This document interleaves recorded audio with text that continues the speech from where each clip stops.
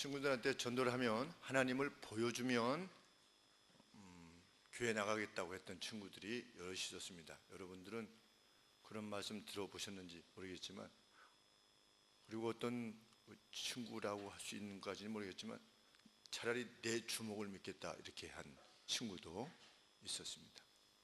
그때 친구였는지 그냥 같은 반에 있었는지 잘 모르겠지만 여간에 그렇게 말했던 것도 생각이 납니다.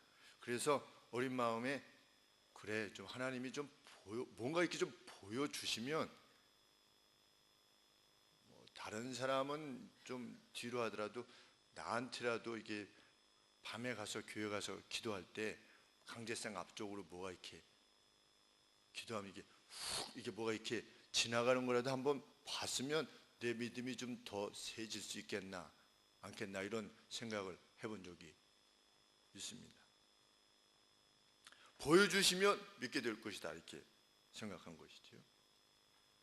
그런데 믿음 생활을 하면서 또 사역을 해오면서 눈에 보이는 것이 결코 그 어떤 사람의 믿음을 강화시키지 않는다 라고 하는 사실을 확인해 나가고 있는 중입니다. 믿음은 무엇에서부터 오며 믿음은 들음에서부터 오는 거지, 믿음은 봄에서부터 온다 이렇게 하지 않습니다. 믿음은 들음에서부터 온다. 들음은 어디로부터 말미암는다? 말씀으로부터 말미암는다. 결국 믿음이라고 하는 것은 말씀을 들을 때, 듣는 것이 단지 리슨하는 게 아닌 것이죠. 귀로 이렇게 통과해서 무슨 말인지 알아듣는다 이런 말씀이 아니라 하나님의 말씀을 말씀으로 받는다는 거죠. 그럴 때 믿음이 온다. 이 말씀하신 이유를 알아가고 있습니다. 이것이 오늘 본문에서 예수님께서 이스라엘 백성들에 대해서 분노하시고 안타까워하신 내용이었습니다. 예수님께서는 내가 하늘에서부터 왔다라고 하는 것을 의도적으로 보여주시기 위해서 그렇게 하셨는지까지는 알 수 없지만 여러 사람들을 고치셨습니다. 그것은 일종의 표적이었습니다. 표적이라고 하는 것은 무엇이냐면 기적인데 그 기적 자체가 의미가 있는 것이 아니라 그 기적이 의미하는 바가 뭐냐 이겁니다. 그것을 사인이다. 그래서 그냥 단순한 기적이면 미라클이지요. 그냥 어떤 있을 수 없는 일이 일어나는 것입니다. 그런데 이 사인이라고 하는 것, 오늘 38절에서 서기관과 바리새인들 중에 몇 사람이 와가지고 선생님이 우리에게 표적을, 사인을 보여주십시오 라고 하는 것은 당신이 무엇인가를 행해서 당신이 하늘에서부터 왔다는 것, 그리고 신적 존재라고 하는 사실, 그리고 당신이 말하고 있는 하나님의 나라가 정말 실제하고 있다는 사실을 우리에게 보여주십시오. 그 증거를 우리 눈에 보여주십시오. 이렇게 말할 때 사용하는 것이 표적이라고 하는 용어입니다. 그런데 예수님이 소경도 고치셨고 귀머거리도 고치셨고 중풍병자도 고치셨고 나면서부터 안진뱅이도 고치셨고 이렇게 다 보여주셨어요. 그래서 우리 12장 앞쪽에 보시면 12장 22절에 이 말씀을 하시기 앞서 그때 귀신 들려 눈멀고 벙어리 된 자를 데리고 왔거늘 예수께서 고쳐주심에 그 벙어리가 말하며 보게 된지라. 벙어리가 말하고 눈이 멀었는데 눈을 뜨고, 그러면 그 정도 되면 어떻게 돼야 되는 겁니까? 사람들이 인정을 해야죠. 뭐라고? 적어도 선지자 정도. 그랬는데 이 사람들이 이러한 표적을 주님께서 행하셨을 때 뭐라고 말했습니까? 24절 바리새인들은 듣고 가로되, 그 소식을 듣고 뭐라고 그랬냐면 귀신의 왕인 바알세불에게 좀 그 힘을 빌어가지고 낚였나 보다 이렇게 말한 겁니다.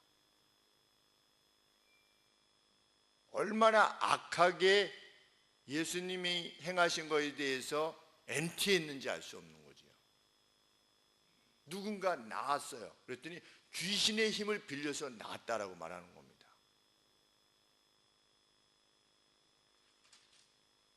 그러면서 뭐라고 하는 겁니까? 또 와서 당신이 하나님의 아들이야? 그러면 우리가 납득할 만한 뭔가를 보여줘. 이제껏 다 보여주셨는데도 믿지 않으려고 한다는 거죠. 눈으로 봄이 믿음을 강화하지 않는다는 것을 알게 됩니다. 그 마음의 태도인 거지. 마음의 태도가 주를 향해 있으면 아침에 뜨는 해를 보기만 해도 하나님의 은혜를 체험합니다. 제가 우리 아정부 성도들한테도 언급했지만 요새는 이 관절, 우리 관절이 있지 않습니까? 이 뒤 다리가. 근데 관절이 뒤쪽으로만 구부러져요. 그렇죠? 그리고 좀 힘들 때는 관절만 피면 그렇게 별 힘 안 들이고 서 있을 수 있어요. 그렇죠? 서 있기 위해서 막 다리 힘을 주는 게 아니지 않습니까? 관절만 이렇게 피면 제대로 설 수 있는데 이 관절이 만약에 앞으로 구부러진다. 앞으로도 구부러지고 뒤로도 구부러지고 옆으로도 구부러질 수 있다. 그러면 우리가 어떻게 되는 겁니까?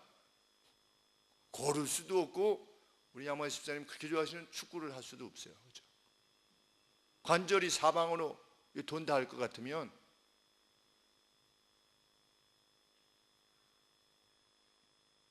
우리 고관절 보면 고관절의 뼈가 어떻게 생겼습니까? 아주 동그랗죠.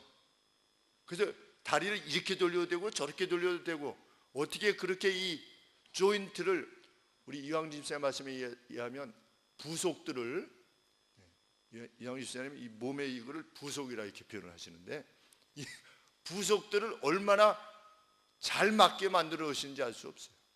그래서 전에 제 아들이 가져온 그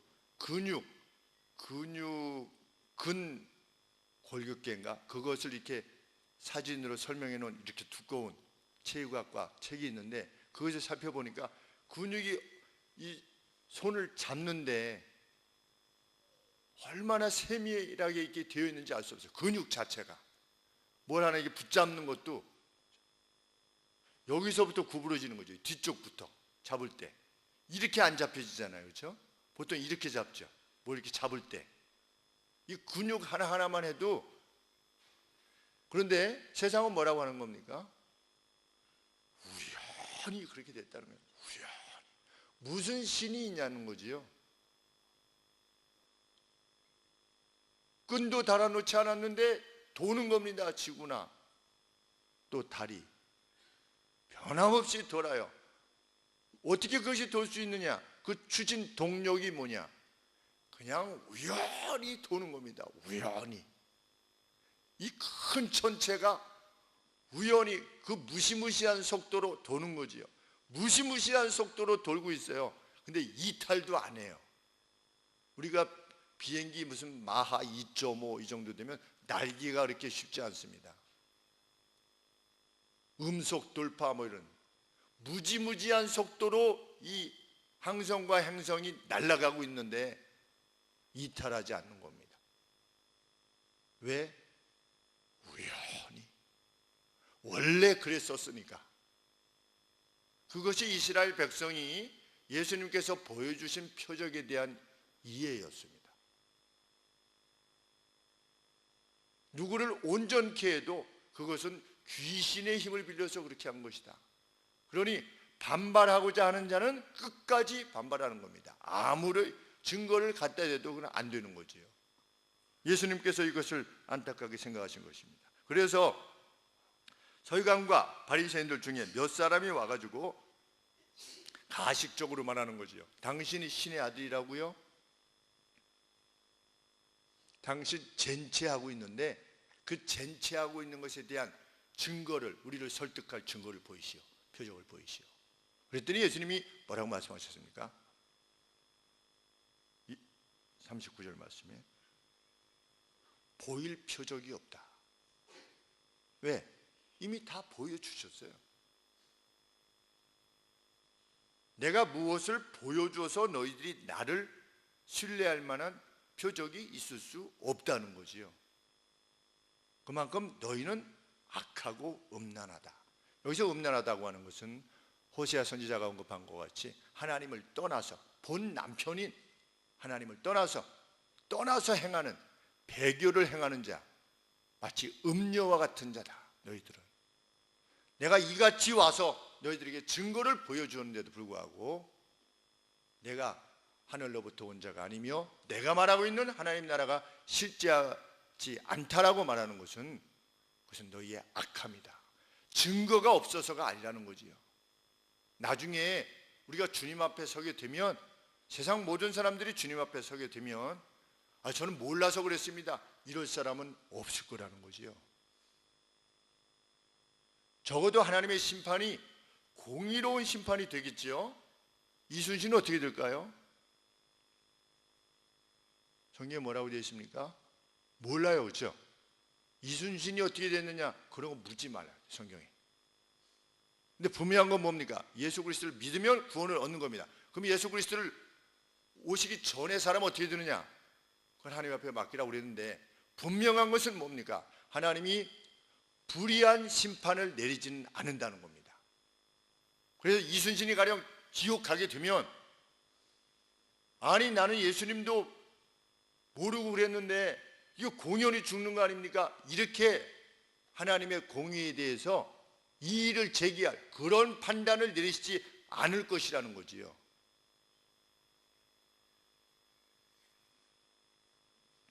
예수님이 말씀하십니다. 선지자 요나의 표적밖에는 보일 표적이 없느니라.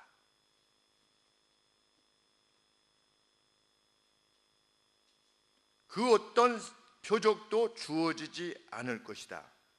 그것에게, 누구에게? 이 세대에게, 이 이스라엘 백성들, 이 세대라고 말한 것은 단지 서유관과 바리새인들만 그랬던 것이 아니라 예수님 시대의 동시대의 이스라엘 사람들이 다 이렇게 하나님을 떠나 있고 하나님의 선하신 말씀을 거부하고 그것을 악하게 이해하고 있었다고 하는 것을 알게 됩니다. 요나의 표적만이 주어질 것이다.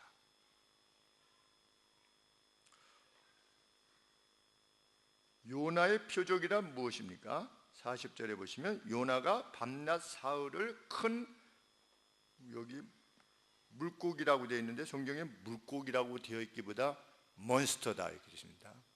어떤 그 거대한 어떤 그 해양 동물인데 그게 뭔지 모르지요. 고래가 아니고, 저는 어렸을 때 고래로 배웠는데 어릴 때는 그렇게 배울 수도 있을 것 같습니다. 고래만큼 큰 녀석이 있는데 그게 뭐가 있지요? 고래만큼 큰.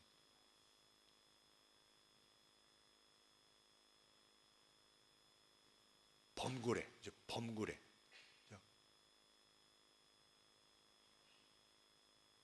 또 상어도 큰 놈은 사람도 삼킬 수 있나 봐요. 뭐가 삼킬? 대왕 오징어도 있지 않겠습니까? 대왕 오징어. 그렇죠? 여러분 대왕 오징어 보셨죠? 길이가 3m도 넘는 그런 것이 삼킬 수도 있겠죠. 뭐가 삼켰는지는 모릅니다. 그랬는데 요나가 니느웨로 가고 있었죠. 아시리아 쪽으로 니느웨로 가라고 그랬는데 하나님이 니느웨로 가서 어떻게 해라? 그들에게 그 죄악을 회개하라고 그래라. 안 하면 내가 너희를 멸망시킬 거라고 이렇게 전해라. 이스라엘 밖에 다른 나라인데, 근데 그 니느웨가 늘 이스라엘이 추수 때 와가지고 괴롭힘을 주었던 아주 나쁜 나라였죠. 그래서 요나가 안 가려고 그랬죠. 가서 회개하시오 이러면 회개할까봐. 참 그 요나 선지자의 마음도 별 수 없어요.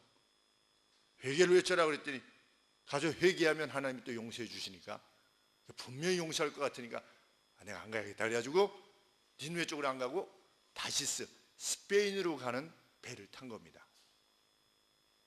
거기다가 하나님이 풍랑 일게 하셔가지고 바다에 있는 사람들이 이게 웬일이냐 해가지고 짐을 다 버리고 이랬는데 안 되니까 결국 제비 뽑아서 요나가 나 때문에 그렇다 나를 버려라. 그러니까 야 어떻게 널 버릴 수 있냐, 어떻게 같이 살고 같이 죽어야지.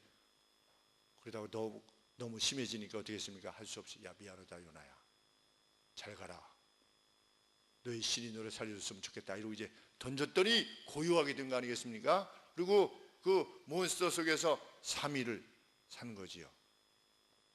그리고 하나님께서 그 몬스터한테 토하게 하셔가지고 나와가지고 니느웨 성으로 향하여 갑니다. 뭐가 표적입니까? 어떤 점에서 요나의 3일간의 뱃속에 있었던 것이 어떤 점에서 표적이 되는 것이지요? 사람이 물고기나 이런 거에 뱃속에 들어가서 3일 동안 있다가 살아나는 경우가 있습니까? 없습니까? 없지요. 그런데 그렇게 살아나서 전한다고 하는 것은 그 물고기 뱃속에 들어가서 살아난 사람을 보낸 존재가 누구라는 겁니까? 신이라는 거지요. 요나가 가서 요나 자신이 지금 갈 때 물론 물고기에 관계되지 않아서도 하나님께서 나를 보내셨다는 것을 생각했었겠지만 가셔서 요나가 그 니느웨 사람들에게 전할 때 그것을 말했을까요? 안 했을까요? 내가 물고기 뱃속에 있다가 이렇게 왔다. 몰라요, 그죠? 그런데 표적이라고 말한 것을 보면 가능성이 커요. 누구에게 그것이 표적이 되니까? 니느웨 사람들에게 표적이 되는 겁니다. 누가 보냈는데? 신적인 이스라엘이 섬기는 여호와라고 하는 신이 저 선지자를 보냈는데 안 오려고 하다가 도망가다가 물고기 뱃속에서 3일 동안 있다가 지금 왔대. 그 지금 막 온 거야. 그래서 외치는 거야. 그럼 니네 사람들이 진실만큼 힘 있는 증언이 없지요. 요나 선지자가 회개를 외쳤을 때 그냥 회개하라 이렇게 나 예루살렘에서부터 왔는데 회개하라 이렇게 외쳤을까요? 나는 이러이러한 존재다. 그리고 나를 하나님이 보내셨다. 그래서 내가 거부하다가 이렇게까지 왔다 라고 했을 때 그 3일은 표적이 되는 거지요. 하나님이 보내셨다라고 하는. 예수님께서 뭐라고 말씀하시는 겁니까? 요나의 표적밖에 없다. 그럼 무엇을 말씀하는 거지요? 예수님께서 죽으시고 장사 지내시고 3일 만에 부활하시는 것을 말씀하시는 것입니다. 약속하시는 것이지요. 내가 너희들에게 표적을 보이겠다. 어떤 표적을? 내가 하나님으로부터 온 존재며 내가 너희들에게 말하고 있는 하나님의 나라라고 하는 영적 실체가 그게 실제하고 있는 것이라는 사실을 보여주는 표적을 행할 것이다. 죽으심과 부활이지요. 그것을 이스라엘 백성들이 받을 것인지 받지 않을 것인지 그것에 여부에 관계없이 주님은 세상 모든 나라 사람들을 위해서 그 표적을 행하신 겁니다. 그래서 이후에 사도행전에 보시면 사도들이 나가서 전할 때 무엇을 전하는 것입니까? 그 메시아가 죽으셨다가 장사 지냈다가 부활하셨다. 이것만큼 그분이 말씀하시는 하나님의 나라가 실제한다는 사실을 입증하는 것이 무엇이 있느냐라고 하는 것이 사도들이 언급한 그 중심 내용인 것이죠. 그러면서 주님이 보이시는 이러한 표적에도 불구하고 너희들이 나를 받아들이지 않는다면 단지 좋은 선생 정도, 교회 다니면 조금 좀 사람이 착해지고 종교도 하나 가지면 좀 좋고 이런 차원에서 만약에 믿는 데서 그친다면 어떻게 될 거다? 심판날에 니느웨 성 사람들이 너희를 정죄할 것이다. 죄 있다고 정죄할 것이다. 왜? 그들은 어떻게 했으니까? 선지자가 말한 그 회개 외침에 응답했거든요. 근데 그 선지자를 누가 보내신 겁니까? 바로 여기 서 있는, 너희 앞에 서 있는 내가 보냈다는 겁니다. 그런데 그 물고기 뱃속에서의 3일의 그 표적을 통해서 니느웨 사람들이 그 표적을 보고, 아, 저 사람이 하나님으로부터 보냄을 받은 선지자구나, 우리가 그의 말을 들어야 되겠구나, 이렇게 회개했는데, 그 선지자의 주인이 된 내가 너희들에게 직접 언급했는데도 불구하고 너희들이 나를 바라보지 않는다면 심판날에 니느웨 사람이 너희를 정죄할 것이다. 또 누가 있었습니까? 그 다음 사람이 41절에 42절에 심판 때 하나님께서 최종적으로 심판할 때 남방 여왕, 그 남방 여왕이 누구지요? 시바 여왕이지요. 그래서 지금의 예멘, 아라비아 반도 제일 남단 쪽에 있었던 그 시바 여왕이 누구를 찾아갔습니까? 솔로몬을 찾아갔습니다. 솔로몬을 찾아갈 때 그 규모 자체가 코끼리가 한 50마리 정도, 엄청 대규모의 사절단이지요. 그래서 전에 말씀드렸는데 기억나십니까? 아동부 빼고, 자 가자 그래가지고 첫 발을 제일 먼저 출발한 사람 있지 않겠습니까? 가자 그리고 이렇게 출발했는데, 그럼 그 뒤에 대열에 있는 사람이, 그래 우리도 가자, 이 앞에 사람이 출발해야지 그 다음에 차가 빠지지 않겠습니까? 차가 빠지는데 제일 뒤에 차가 빠질 때까지 며칠 걸렸다? 3일 걸렸대요. 그 출발 규모가 얼마나 컸으면 제일 뒤에 그 기록에 남아 있어요. 그들의 기록에 남아 있는 겁니다. 페르시아 기록에. 그 실제 인물로서 여왕이. 그러니 그토록 큰 나라를 이루고 있었던 어떤 여왕조차도 어떻게 했다는 거예요?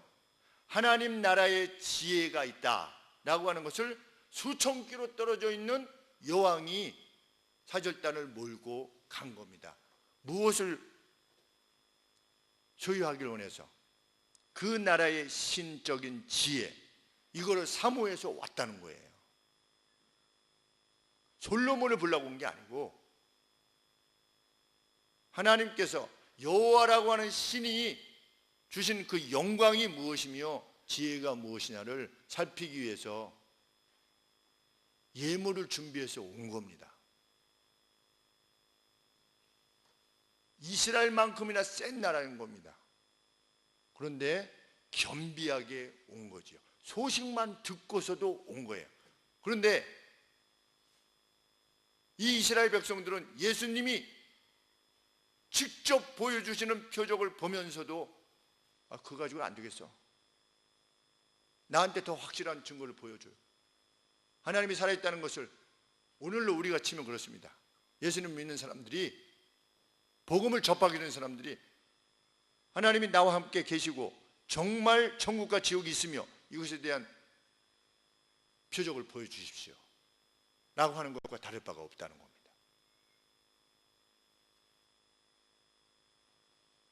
예수님이 이렇게 말씀하십니다. 42절 말씀에 솔로몬보다 더 큰 이가 여기 있느니라. 이게 나다. 근데 너희는 나를 받아들이지 아니하는구나. 시바 여왕은 받아들였는데, 내가 보낸 선지자의 말을 듣고 니느웨는 돌아섰는데, 오히려 너희는 내가 직접 와서 너희에게 외치고 너희에게 표적을 보여줘도 너희는 나를 받아들이지 않는구나.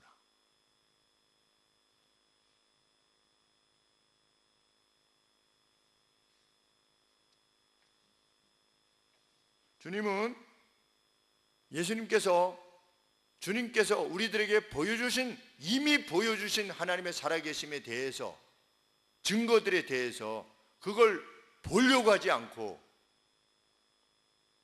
우리가 간절히 기도했던 어떤 일이 이루어질 때 대부분의 사람들이 어떻게 합니까? 간절히 원했는데 이루어졌어요. 그럼 어떻게 하죠? 할렐루야 합니까? 저는 우리 교회 성도님들이 저한테 오셔가지고 할렐루야 이런 거 한 번도 못 봤어요. 18년간. 할렐루야. 그러면 김 목사가 할렐루야 합니까? 안 합니까? 안 해요, 거의. 그렇죠? 왜 그렇습니까? 할렐루야 할 수 있는 것만 하네요. 그냥 할렐루야가 너무 남발돼가지고 마치 저것 같습니다. 예전에 어르신들이 왜 습관이 그렇게 들었는지 모르겠지만 어디 앉으실 때 주여 이러고 앉아. 힘들면 주여. 그래서 저희 어머니께서 권사님이 왜 힘든데 앉을 때 주여 이러냐, 저 기분 좋을 때 주여 그러지.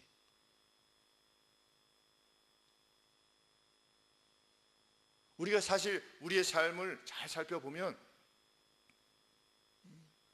하나님께서 들어주셔 온 그 기도의 제목들이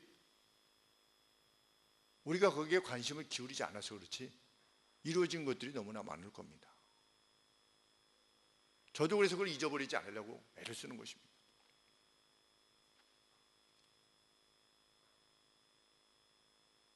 저희 집사람하고 연애할 때 저희 집사람이 미국으로 이민 간다고 그랬어요. 어느 날 집안이 좀 어렵게 돼서 이민 간다는 거예요. 제가 정말 많이 기도했습니다. 못 가게 해주시옵소서.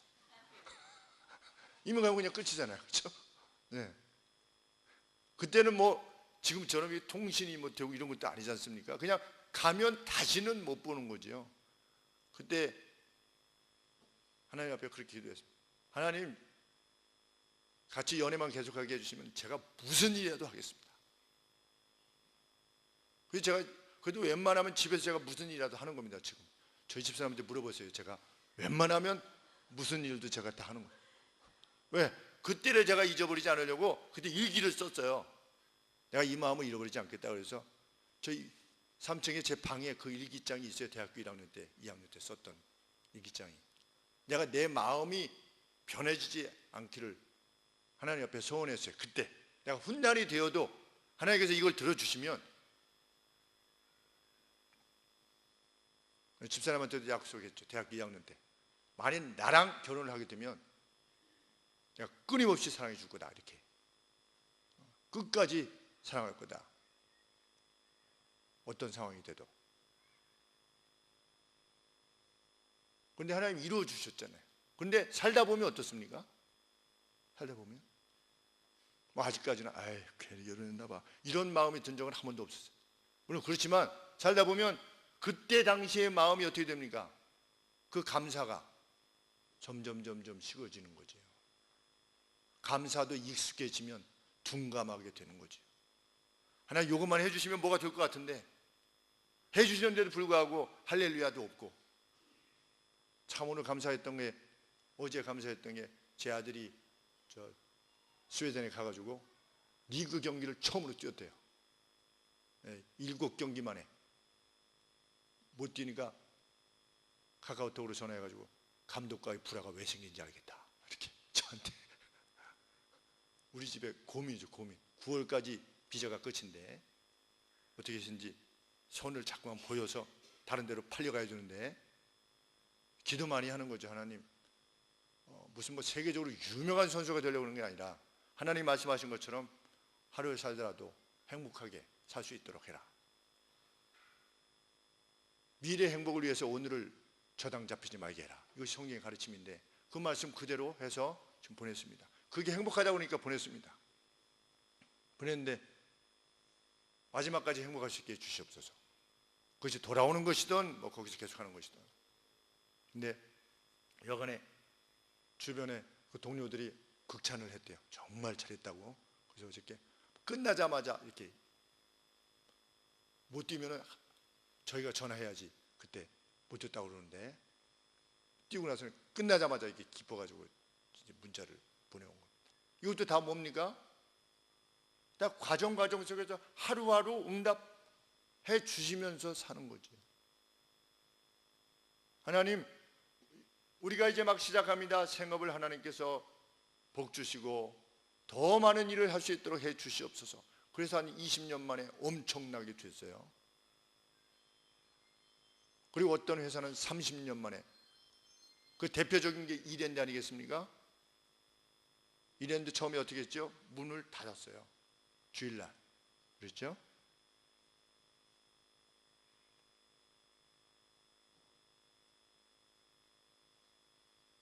이스라엘 백성이 따로 있는 것이 아니고 하나님께서 보여주신 것들에 대한 감사. 10년 전에 우리를 돌아보면 됩니다. 10년, 5년 전에 5년 전에 우리 가정, 5년 전에 어떤 직장, 5년 전에 건강, 부부간의 우애, 하나님께서 많이 또 이루어 주셨을 겁니다. 사실 살펴보면 우리가 이 자리에 와 앉을 수 있다는 것만으로도 주님의 은총이지요. 이 좋은 성도들과 함께 교제할 수 있다는 것만으로도 천국의 기쁨을 우리는 누리는 겁니다. 근데 좋은 것이 있을 때는 하나님이 주신 좋은 것들에 대해서 무감하게 되지요. 그게 누구입니까? 이스라엘 백성들이지요. 이스라엘 백성들은 광야에서 무수히 40년간을 봤어요. 뭐를? 기적을 봤어요. 만나가 매일 내리는 기적을 봤어요. 근데 하나님을 원망했어요. 홍해가 갈라지는 것을 봤어요. 그래서 하나님을 원망했어요. 광야에서 다 죽었어요. 배교했어요. 우리 생각에는 어떻게 그럴 수 있는가 생각하시지 않겠습니까? 어떻게 홍해가 갈라지는 걸 보고 그걸 지나갔는데 어떻게 하나님을 멀리할 수 있으며, 우리 하나님은 참 나쁜 신인가 보다, 우리 데려다가 여기다가 죽이려고 데리고 왔나 보다, 그렇게 말할 수 있는가? 그런데 그렇게 한 겁니다. 그럼 오늘의 크리스찬들은 어쩔 수 있냐는 거지. 우리가 물론 이럴 수 있습니다. 하나님 이 자리에 왜 저를 두시는 겁니까? 이렇게 할 수는 있죠. 제가 조니 오크 앉아가지고 의장대에서 탈락돼가지고 화학산 꼭대기에 가 있을 때 하나님 저는 왜 여기 있는 겁니까? 님은 안 줬는데. 거기까지는 할 수 있어요. 그러나 왜 하필 접니까? 그게 이스라엘 백성들의 태도예요.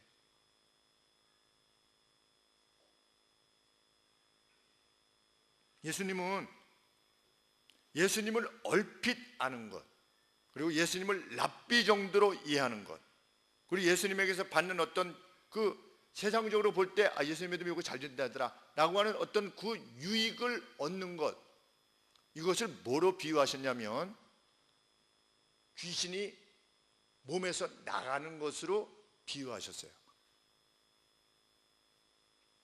43절 말씀에 이것이 사실이라고 하는 것이 아니라 비유를 행하신 것입니다. 귀신이 다닐 때 물 없는 곳으로 다닙니까? 그렇지 않죠. 그런데 그 비유를 그때 당시의 사람들이 그렇게 여겼던 겁니다. 귀신들은 사막에 산다, 이렇게. 그래서 이 표현을 쓰는 겁니다. 더러운 귀신이 사람에게서 나갔을 때 물 없는 곳으로 다니며 쉬기를 구하되 얻지 못하고, 바다도 귀신이 사는 곳, 그리고 사막도 귀신이 사는 곳으로 그 당시의 사람들이 이해했기 때문에 비유를 들어 말씀하시는데, 더러운 귀신이 사람에게서 나갔을 때 물 없는 곳으로 다니며 쉬기를 구하되 얻지 못하고 이에 가로되 내가 나온 집으로 한번 가봐야 되겠다. 그랬더니 어떻게 된 겁니까? 그 집이 비고 소재되고 수리되었거늘. 깨끗해졌어요. 깨끗해졌는데 문제는 뭡니까?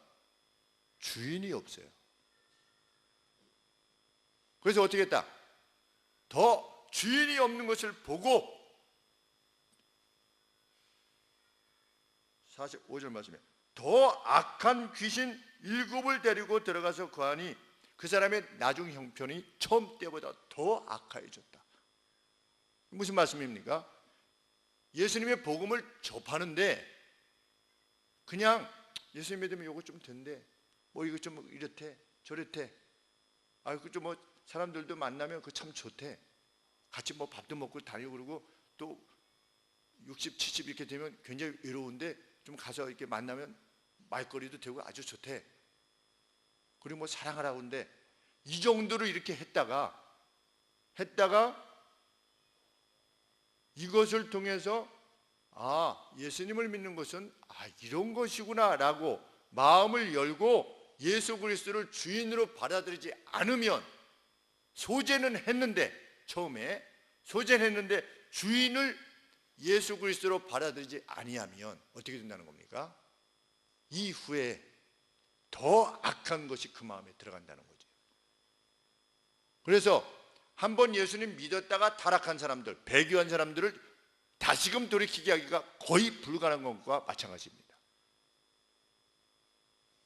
그런데 하나님께서 우리의 삶에 보여주신 내가 이렇게 너와 함께 하고 있지 않니?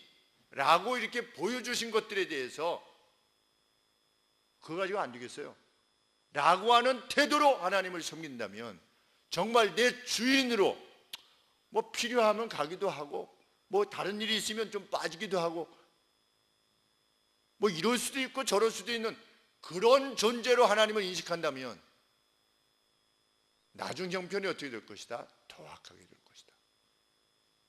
예수님의 분명한 경고죠. 그것을 히브리서 기자는 이렇게 말했습니다. 히브리서 6장 6절에 한번 비침을 얻고 하늘의 은사를 맛보고 성령에 참여한 바 되고 하나님의 선한 말씀과 내세의 능력을 맛본 이후에 타락한 자들은 다시 새롭게 하여 회개케 할 수 없다. 얼마나 두려운 말씀인지 알 수 없습니다. 우리가 얼마나 뒤로 가는 것을 무서워해야 되는지, 한 주 빠지고 두 주 빠지고 세 주 빠지고 하나님으로부터 완전히 멀어진 상황 가운데 있을 수 있음이 얼마나 위험한 것인지 말씀하고 있는 것이죠. 히브리서 6장 7절 8절에 땅이 그 위에 자주 내리는 비를 흡수하여 밭 가는 자들의 쓰기에 합당한 채소를 내면 하나님께 복을 받고, 만일 가시와 엉겅퀴를 내면 버림을 당하고 저주함에 가까워 그 마지막은 불사름이 될 것이다. 하나님께서 은혜를 주실 때 감사합니다. 하나님, 저에게 이런 상황이 되게 해주시고, 이런 만남들을 갖게 하시고, 이런 말씀들을 듣게 하시고, 이런 형제와 자매들을 만나게 하시고, 이런 권면들을 듣게 하시고, 이런 책망을 듣게 하시고, 감사합니다 하나님 라고 해서 좋은 열매들을 밭가는 자들의 쓰기에 합당한 채소를 내면 하나님께 복을 받을 것이다. 계속해서 내리시는 하늘의 은사를 맛보게 되는 것이죠. 그러나 하나님이 계속 은혜의 비를 내려주심에도 불구하고 가시와 엉겅퀴를 내면, 하나님 정말 살아계신 거 맞습니까? 라든지, 나는 내가 알아서 섬길 테니까 그냥 놔주세요. 제가 다 때가 되면 합니다. 때가 되면이라는 말을 많이 합니다, 우리 그리스도인들이. 성경이 그렇게 되어 있습니까? 때가 되면 잘 섬기게 될 것이니 그 때가 안 돼서 그렇다. 그러면 그건 뭡니까? 운명론이지요. 하나님께서 우리 개개인의 신앙에 대해서 때가 아직 안 돼서 그렇게 됐다, 이렇게 말씀하신 적 있습니까? 없습니다. 때는 없어요. 우리에게 죽을 때도 없는 겁니다. 운명적으로 결정되어진 몇 년 몇 월 며칠 날 우리가 죽을 게 결정되어 있지 않아요. 하나님께서 결정하시는 날이 그날입니다.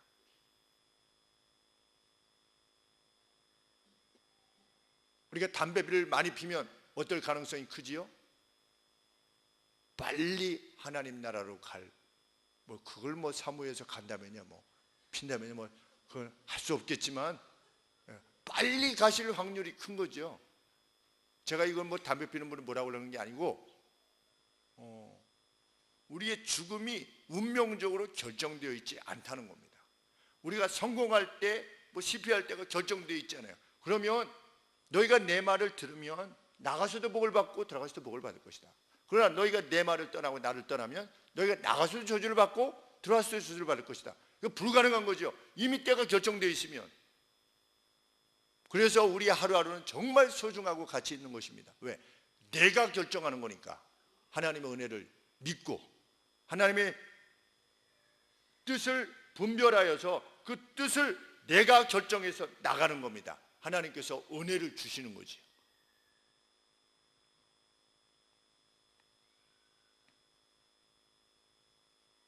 하나님의 말씀이 선한 줄은 알지만 나를 움직이기에는 증거가 부족합니다. 그것이 초래하는 것은 심판일 수 있다.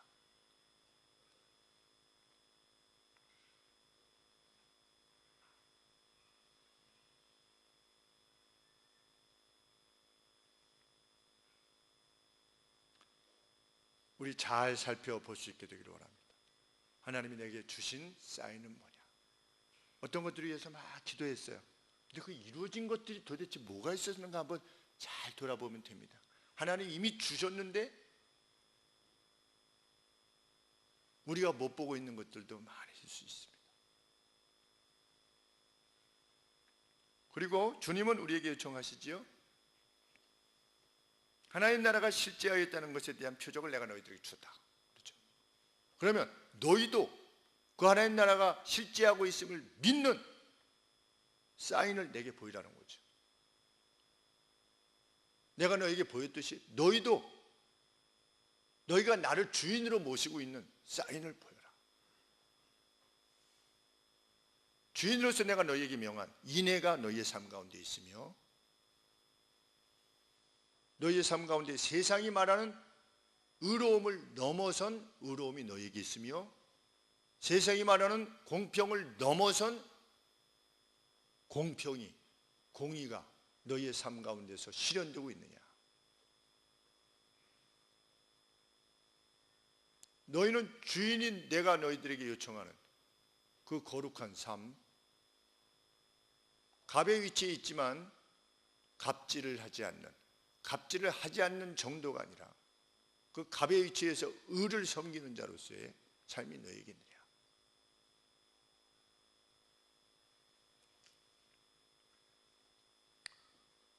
요 며칠 전에 제가 참 기쁜 소식을 들었는데 우리 영희가 그 회사에서 이제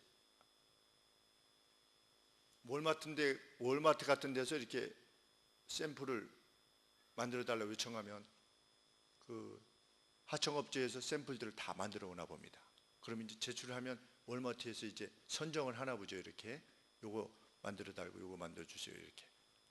그런데 어떤 그 하청에서 이제 만드는 생산 공장에 어떤 공장이 있는데 그 공장 사람들은 아주 성실하고 약속도 잘 지키고 이렇게 해가지고 어떻게 했는지 그 회사가 좀 일거리를 얻게 하려고 이렇게 애를 쓰는데 여기 원청에서 결정하는 거니까 어떻게 할 수가 없잖아요. 그런데 지난번에 그 결정이 안 돼가지고 그 회사에서 일하는 팀원들이 팀이 해체가 됐대요. 그래서 이렇게 회사를 그만두게 됐대요.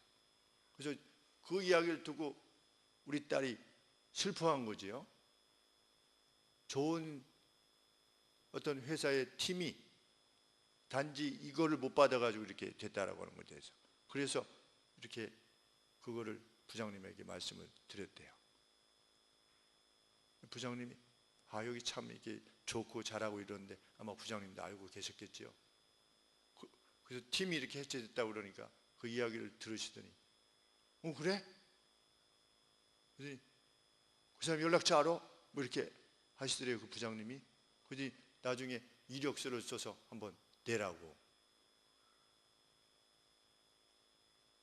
그래서 제가 참 그 누군가의 아픔에 대해서 뭐 그냥 잘리면 그냥 잘린 거죠. 뭐 하청업체 그 팀이 뭐 잘리거나 안 걸리건 우리의 삶하고는 별 관계 없잖아요. 없을 수 있지 않습니까? 그런데 누군가의 삶이 어떤 우리가 살아가는 어떤 삶 속에서 이렇게 망가졌다는 소식을 들을 때 그냥 넘어갈 수 없는 사람이 되라 주님이 말씀하시는 거지. 그것을 위해서 네가 시간이 필요하면 시간을 바치고 누군가의 기쁨과 회복과 평강을 위해서 필요하다면 네 거를 바쳐라. 그게 돈이든 시간이든 네 건강이든 네 생명이든.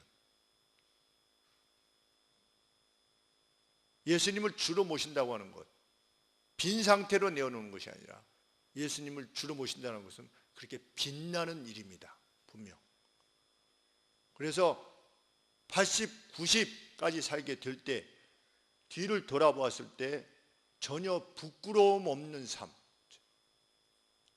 정말 행복했던 삶은 무엇으로 결정날 것인가? 정말 주님의 그 뜻을 내가 내 삶 속에서 실현하기 위하여서 내가 온 힘을 기울였느냐로 결정날 것입니다. 이미 주어진 증거만들로도 우리는 그것을 행할 수 있으리라 믿습니다. 기꺼운 마음으로 주님의 주 되심을 고백하며 나가는 저희 교회가 되기를 소원합니다. 기도하겠습니다. 아버지, 주님께서 분명히 보이시기를 원하여서 우리 삶 가운데서 행하신 것들을 볼 수 있는 영적인 눈을 열어 주시옵기를 간절히 원합니다. 굳은 마음, 단단한 마음이 아니라 비온 뒤에 부드러운 마음처럼 주님의 말씀이 달게 여겨지는 저희의 영혼들이 될 수 있도록 은혜를 베풀어 주옵소서. 그 가운데 진정한 회복이 있고 진정한 활력이, 넘치는 활력이 우리에게 주어질 것을 저희들은 확신합니다.